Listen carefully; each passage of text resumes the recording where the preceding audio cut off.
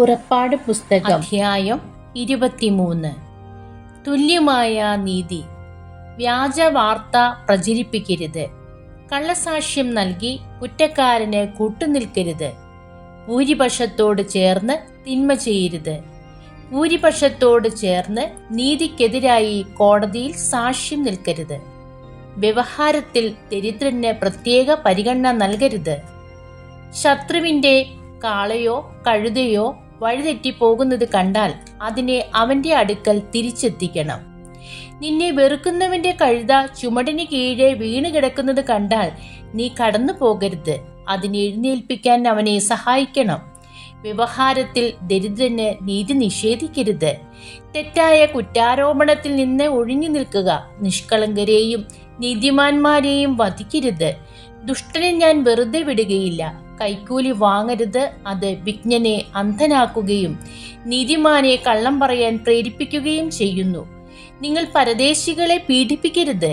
ഈജിപ്തിൽ പരദേശികളായിരുന്ന നിങ്ങൾക്ക് പരദേശികളുടെ ഹൃദയവികാരങ്ങൾ അറിയാമല്ലോ. സാബത്ത് വർഷം. നീ നിന്റെ വയലിൽ 6 വർഷം വിതച്ച വിളവെടുത്തുകൊള്ളുക. 7-ാം വർഷം അത് വിതയ്ക്കാതെ വെറുതെ കിടക്കട്ടെ. നിന്റെ ജനത്തിലെ ദരിദ്രർ അതിൽ നിന്ന് ഭക്ഷ്യം ശേഖരിക്കട്ടെ. പിന്നെയും അവശേഷിക്കുന്നത് വന്യമൃഗങ്ങൾ തിന്നുകൊള്ളട്ടെ. മുന്തിരിത്തോട്ടവും ഒലിവ് തോട്ടവും സംബന്ധിച്ചും ഇപ്രകാരം തന്നെ ചെയ്യണം. 6 ദിവസം ജോലി ചെയ്യുക, 7-ാം ദിവസം വിശ്രമിക്കണം. നിന്റെ കാളയും കഴുതയും വിശ്രമിക്കട്ടെ. നിന്റെ ദാസിയുടെ പുത്രനും പരദേശിയും ക്ഷീണം തീർക്കട്ടെ. ഞാൻ നിങ്ങളോട് പറഞ്ഞ കാര്യങ്ങളിലെല്ലാം ശ്രദ്ധ വയ്ക്കണം. അന്യദേവന്മാരുടെ നാമം സ്മരിക്കരുത്. അത് നിങ്ങളുടെ നാവിൽ നിന്ന് കേൾക്കാനിടയാവരുത്. 3 മഹോത്സവങ്ങൾ. എൻ്റെ ബഹുമാനത്തിനായി വർഷം തോറും 3 തവണ നിങ്ങൾ ഉത്സവം ആഘോഷിക്കണം. പുളിപ്പില്ലാത്ത അപ്പത്തിന്റെ തിരുനാൾ ആചരിക്കണം. ഞാൻ കൽപ്പിച്ചിട്ടുള്ളതുപോലെ അബീബ് മാസത്തിലെ 7 നിശ്ചിത ദിവസങ്ങളിൽ പുളിപ്പില്ലാത്ത അപ്പം ഭക്ഷിക്കണം. എന്തെന്നാൽ ആ മാസത്തിലാണ് നിങ്ങൾ ഈജിപ്തിൽ നിന്ന് പുറത്തു വന്നത്. എൻ്റെ മുൻപിൽ വെറും കൈയോടെ വരരുത്. വയലിൽ നിന്ന് ആദ്യ ഫലങ്ങൾ കൊയ്തെടുക്കുമ്പോൾ പുത്തിരി പെരുന്നാളും വർഷാവസാനം പ്രയത്നഫലം ശേഖരിച്ചു കഴിയുമ്പോൾ സംഭരണ തിരുനാളും ആഘോഷിക്കണം. പുരുഷന്മാരെല്ലാവരും വർഷത്തിൽ 3 പ്രാവശ്യം ദൈവമായ കർത്താവിന്റെ സന്നിധിയിൽ ഹാജരാവണം. ബലിമൃഗത്തിന്റെ രക്തം പുളിപ്പുള്ള അപ്പത്തോടൊന്നിച്ച് എനിക്ക് അർപ്പിക്കരുത്. ഉത്സവ ദിനത്തിൽ അർപ്പിക്കുന്ന ബലിയുടെ കൊഴുപ്പ് പ്രഭാതം വരെ സൂക്ഷിക്കുകയും അരുത്. വയലിലെ ആദ്യ വിളവിന്റെ ആദ്യ ഫലം നിന്റെ ദൈവമായ കർത്താവിന്റെ ഭവനത്തിലേക്ക് കൊണ്ടുവരണം. ആട്ടിൻകുട്ടിയെ അതിന്റെ തള്ളയുടെ പാലിൽ വേവിക്കരുത്. വാഗ്ദാനങ്ങൾ. ഇതാ, ഒരു ദൂതനെ നിനക്ക് മുൻപേ ഞാൻ അയക്കുന്നു. അവൻ നിന്റെ വഴിയിൽ നിന്നെ കാത്തുകൊള്ളും. ഞാൻ ഒരുക്കിയിരിക്കുന്ന സ്ഥലത്തേക്ക് നിന്നെ കൊണ്ടുവരികയും ചെയ്യും. അവൻ പറയുന്നതെല്ലാം ആദരപൂർവം അനുസരിക്കണം. അവനെ പ്രകോപിപ്പിക്കരുത്. എൻ്റെ നാമം അവനിലുള്ളത് നിമിത്തം നിന്റെ അതിക്രമങ്ങൾ അവൻ ക്ഷമിക്കുകയില്ല. അവൻ്റെ വാക്ക് കേൾക്കുകയും ഞാൻ പറയുന്നതെല്ലാം അനുസരിക്കുകയും ചെയ്യുമെങ്കിൽ നിന്റെ ശത്രുക്കൾക്ക് ഞാൻ ശത്രുവായിരിക്കും, നിന്റെ എതിരാളികൾക്ക് ഞാൻ എതിരാളിയുമായിരിക്കും.